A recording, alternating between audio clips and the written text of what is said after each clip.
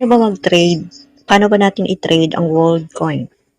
Kahit wala kayong World Up, okay, kahit hindi kayo verified, para sa mga hindi verified, pwede din kayong mag-trade gamit ang Worldcoin. Ngayon punta tayo ng ating Gcash. Lalagin tayo sa ating Gcash. Then Gcrypto.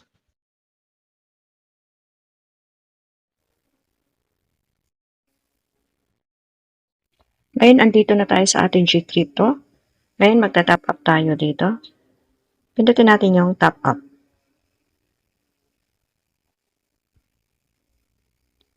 Then, enter amount lang kung magkano yung i-trade natin.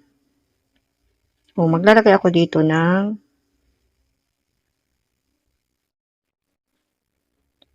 ayan, 2,000. Then, continue lang natin. Wala siyang convenience fee. Okay. 0. Then, continue na natin. Then, pay.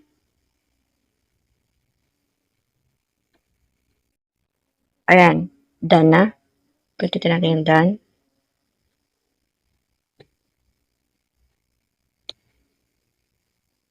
Back to Gcrypto tayo.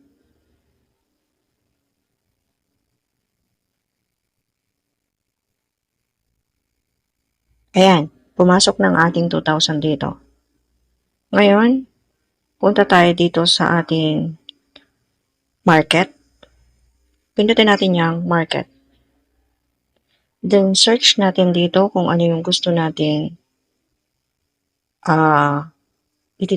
i-buy o iti-trade. Mag-trade tayo ng Worldcoin kasi mababa ngayon ang Worldcoin. WLD.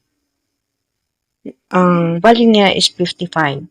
So, sa pag-trade or yung buy and sell, dito sa crypto, kailangang bibili ka ng mababang presyo. Kung kailan siya bababa, saka ka bibili. Then, isi-sell mo siya pag tataas na. So, ngayon mababa ang Worldcoin. So, bibili tayo ng Worldcoin. Pindutin natin yung Worldcoin. Ayan. Then, ngayon, pipindutin natin itong buy. Then, isusulat natin dito yung amount na gusto nating ibili ng Worldcoin. Dito, kahit magkano naman ang ibabay mo ng crypto or Worldcoin, ay pwede. Ang tinap up ko dito ay 2,000. So, gusto ko siya lahat iti-trade o ibabay ng Worldcoin. So, ngayon, pipindutin ko yung 100%. Meron siyang 35.992 in Worldcoin yung 2K natin. So, scroll up mo lang, then buy now. Pindutin natin yung buy now. Ayan, nakabili na tayo. So, meron siyang bawas na 55.57 pesos. Okay. Okay, back to dashboard tayo. Ayan. Then, pindutin natin yung portfolio.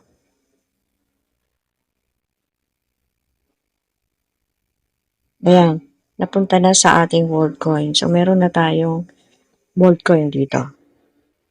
So, meron siyang bawas. Yung 2,000 natin ay naging 1,849.44. Okay. So, meron siyang transaction fee. Okay, pag nagbabay tayo. So, hayaan lang muna natin yung ating Worldcoin dyan. Saka na natin siya isi-sell kapag mataas na ulit yung value niya. Okay?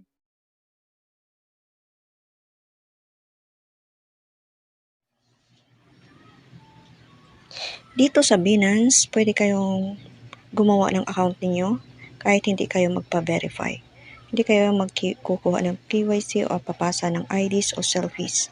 So, gagawa lang kayo ng account, magsa-sign up lang kayo. Then, pag nakagawa na kayo ng account nyo dito, pwede nyo i-check ang chart ng mga crypto dito. Punta lang kayo ng market. Then, andyan na yung mga crypto. So, yung Worldcoin, pwede mong i-search dito. WLD. Pwede mong i-check dito sa WLD-USDT or WLD-USDC. Okay, kahit saan sa dalawa na yan. Then, makikita mo yung chart niya kung bumaba, kung kailan siya bumaba or tataas. Okay, bumaba siya sa ngayon. 1 day, ayan, 1 day, 4 hours.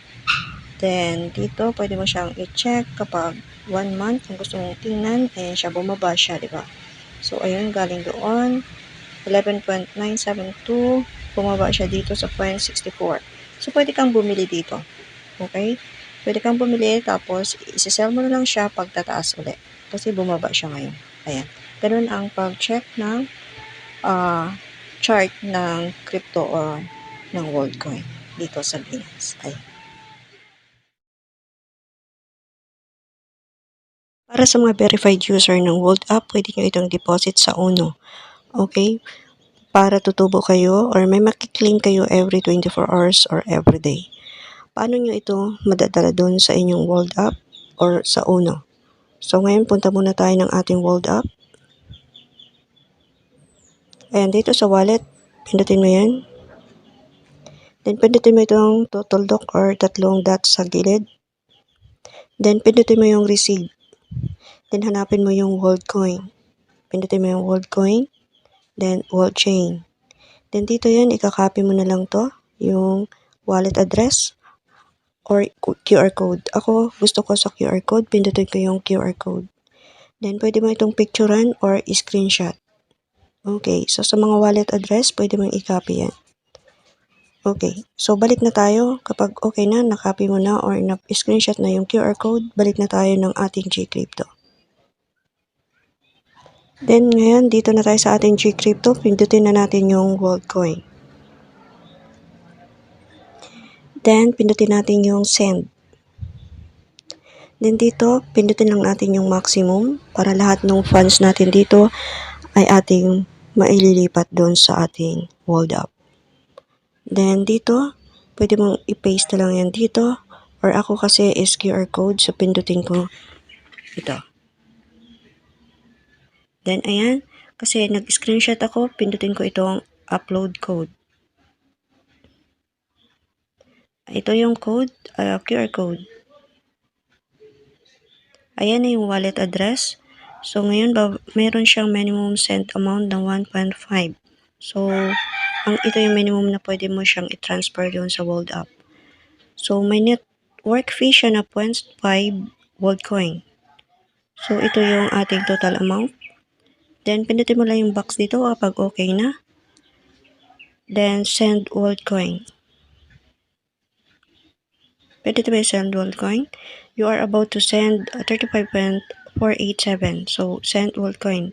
Pindutin na natin to kapag okay na. Then, enter authentication code daw na merong na sinend doon sa email. Punta tayo ng ating email.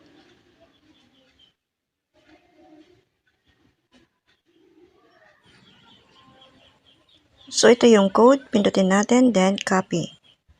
Then, back to Gcrypto tayo. Then, ipipaste na lang natin dyan. Ayan, paste. And, then, submit code. Ayan, we are processing your send request. Then, back to Gcrypto. Then, punta tayo ng ating portfolio. Ayan, na-zero na ang ating Worldcoin. So, ibig sabihin, na-send na yun sa ating World App. Then, back to World App na tayo. Then, punta tayo sa wallet. Ayan, so natanggap na natin. Meron tayo ditong 1,997 sa ngayon. So, ngayon, punta tayo sa ating Uno. Punta tayo dito sa Home. Then, pindutin natin itong Uno. Pindutin natin itong History.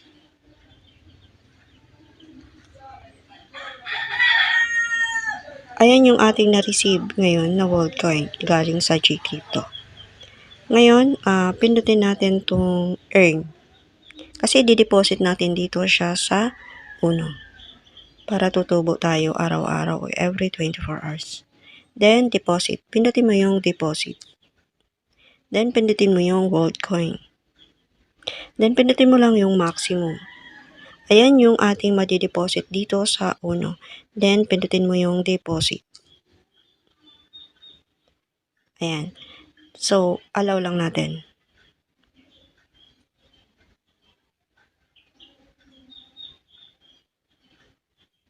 Close.